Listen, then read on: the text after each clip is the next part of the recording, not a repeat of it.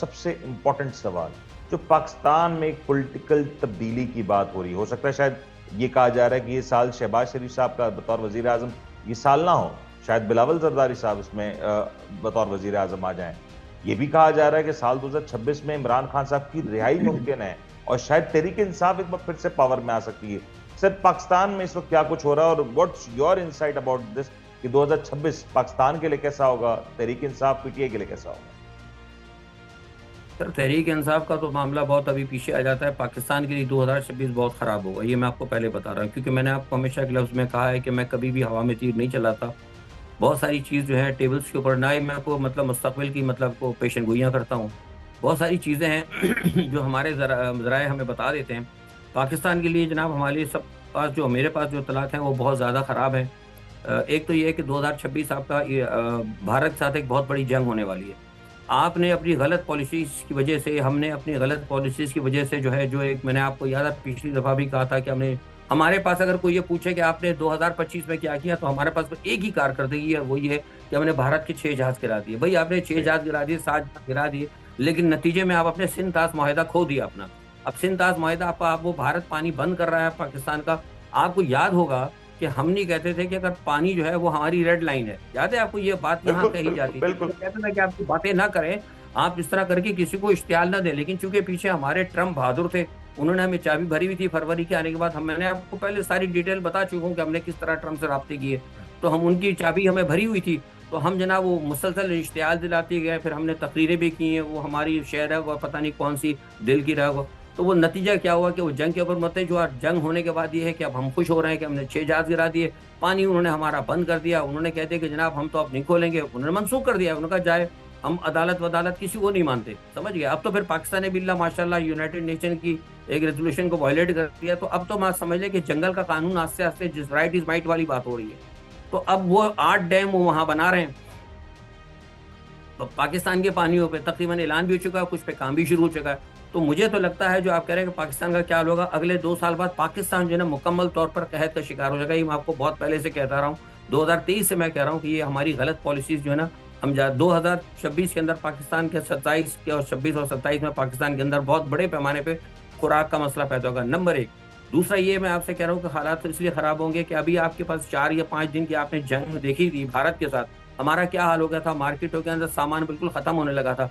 अब ये जो जंग होगी ना, कम से कम ये 1 महीना, 1.5 महीने पे जाएगी। पाकिस्तान के पास खुराक की इतनी बड़ी ज़बरदस्त क्या कहते हैं, किल्लत हो जाएगी। आपने क्या किया है? आपके पास क्या है? मतलब हम सिवाय हमारे मीडिया पे लोगों से झूठ बोला जाता है। हमारे पास क्या चीज़ है? हमारे पास तो कुछ भी नहीं। अगर 1 महीना का जंग चल जाए तो हम कहाँ से लाएँ? हमारे पास तो आज इस वक़्त जो है पाकिस्तान में खाने के लाले पड़े हुए हैं।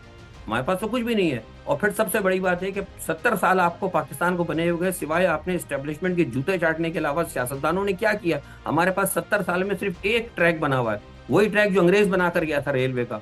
अगर कल को भारत के साथ जंग होती है, खुदा ना खास्ता, गॉड फॉरबिड, मैं नहीं कहता, अगर उसने कहीं हमारी रेलवे लाइन उड़ा दिया, 2-4 पुल उड़ा दिए, तो हम क्या करेंगे? सही। देखिए हमारी रेलवे लाइन जो है, रेलवे जंग के अंदर बड़ी जबरदस्त लॉजिस्टिक होती है। अब हम मुसलसल कहते हैं, टेलीविजन पे आते हैं हमारे हुक्मरान कि हम जंग के अंदर हैं, हम ये हैं, हमारे बहुत हालात खराब हैं, हम बहुत है, हमने इसलिए सियासी मामलात को दूर कर दिया है कि इस वक़्त हम हालत तो भई आपने हालत जंग पैदा क्यों की है अपने लिए? सही। तो सारे जो है ना मामलात पाकिस्तान के बहुत ज़्यादा खराब हो रहे हैं। सऊदी अरब की वजह से मामलात खराब है। दूसरा फिर हमने ट्रम्प के पीछे लग के हमने खामखा बिलावजह जाके, आपको पता है कि ये जो अफ़गानिस्तान का मामला है, ये भी हमने इमरान खान की आप बात कर रहे थे, हमने इमरान खान को इक़्तिदार से दूर रखने की खातिर जो है, हमने जाके ट्रम्प से हाथ मिलाया था। आपको पता है कि सब लोग कहते थे कि ट्रम्प आएगा तो इमरान को छोड़ देगा, और ये प्लान जी। था ट्रम्प का। लेकिन हमने जाके बदकिस्मती से कहा कि सर वी आर रेडी। आप अगर परेशान हैं कि आप समझते हैं कि अफ़गानिस्तान से निकलवाने के, क्योंकि इमरान खान के ऊपर ये बात थी कहीं न कहीं कि पाकिस्तान के कुछ लोगों के भई इन्होंने अफ़गानिस्तान के अंदर सहूलत दी अमेरिका को निकलवाने के लिए, एक लंबी कहानी है। जनरल फैज़ हमीद की। बहरहाल इन्होंने जाके ऑफ़र कर दी कि जनाब ठीक है, हम जो है वी आर रेडी टू, हम जो है रिजीम चेंज कर देंगे अफ़गानिस्तान की। तो ट्रम्प ने कहा अच्छा जी आप तो बहुत अच्छे आदमी हैं, आइए जी खाना-वाना खाइए, लंच-वंच किया, उन्होंने सारा इनको हाथ पटा पकड़ा दिया। अब हमारी क्या औकात है, हम किस तरह जाके हम रिजीम चेंज करेंगे वहाँ पे जाके? उस रिजीम चेंज करने के लिए हमने जाके बमबारियाँ, आपको पता है बमबारी करनी शुरू कर दी, और हमने बमबारी करनी थी, हमने सारे खराब हालात करने थे, इसीलिए हमने अफ़गानियों को यहाँ से निकाला है। वरना आप अंदाज़ा लगाएँ ना, अगर 50 लाख अफ़गानी यहाँ बैठा और आप जाके अफ़गानिस्तान पे बमबारी करो तो पाकिस्तान का क्या हाल होता?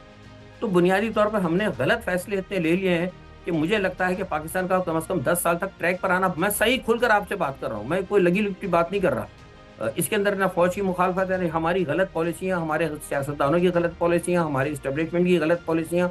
इसकी वजह से मुझे नहीं लगता कि पाकिस्तान कम से कम 10 साल भी अपने इस ट्रैक पे आ सकता है। पाकिस्तान के हालात बहुत ज़्यादा ख़राब है। बैनुल-अक़वामी सतह पर आप आइसोलेट होते जा रहे हैं। अब आप देख लें, आपकी ये अभी जो सूरत-ए-हाल आपके सामने मैंने आपको बताई है। अब मुझे लगता है कि अगर इस तमाम सूरत-हाल से निकलना है, इमरान की तो बात चलिए बाद में आ जाती है कि इमरान का क्या होगा। पाकिस्तान के लिए बेहतर ये होगा कि अमेरिकन पॉलिसी से हाथ खींच लें, इनको बाय-बाय करें कि जनाब हम आपके लिए नहीं कर सकते, क्योंकि अमेरिका जो है ना, देखिए वाहिद एक सुपर पावर है जो आपके मामलात के अंदर दखल देती है और आपकी चीज़ों को ख़राब करती है और आपको इस्तेमाल करती है। चाइना किसी हद तक बेहतर है। देखिए चाइना टेक्नोलॉजी देता है, आपको पता है अपने मुल्क में लगा लो। चीन का मैंने आपको याद है, आपसे बहुत पहले मैं कई सालों से कह रहा हूँ कि चीन के साथ जो है मामलात अगर चीन और रूस के साथ दुरुस्त हो जाते तो आप यकीन करें आज पाकिस्तान के हालात नहीं होते। राइट। इमरान खान इसीलिए इकट्ठा करना चाह रहा था, मुसलमानों को रूस के साथ लेके आना चाह रहा था और चाइना के साथ लेके आना चाह रहा था, जिसकी वजह से उनकी हुकूमत का सख्त उलट दिया गया। तो अब राइट। यहाँ तक बात आ गई कि आखिर में इमरान खान की, तो देखिए इमरान खान का तो मुझे नहीं लगता कि जब तक मौजूदा रजीम है, ये भी आप देखें ना, हमारे जो हाफिज साहब हैं उन्होंने तादम मर्ग जो है सीडीएफ का ओहदा संभाल लिया है। तो वो ओहदा उन्होंने क्यों संभाला है? इसलिए कि वो चाहते हैं कि सारे मामलात को हम खुद अपने साथ लेके चलें।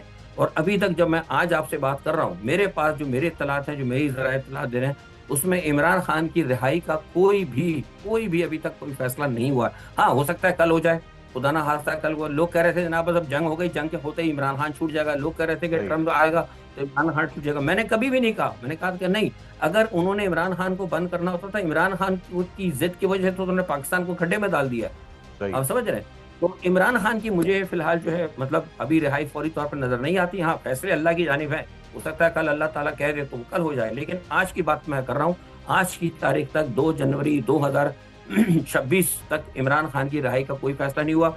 और जहाँ तक ये है पीटीआई दोबारा आ जाएगी, तो पीटीआई की कोशिश ये की जा रही है कि पीटीआई के अंदर से कुछ क़यादत, कुछ लोग ऐसे निकाल लिए जाएँ, उनको निकाल कर उनको किसी तरीके से लाकर बिठा दिया जाए, एक नई पीटीआई निकाली जाए। लेकिन ये मैं आपको बता रहा हूँ कि ये चीज़ अब नाकाम हो जाएगी, क्योंकि पाकिस्तान के अंदर जिंजी वाली जो बात आपने की है, वो अब पैदा हो चुकी है।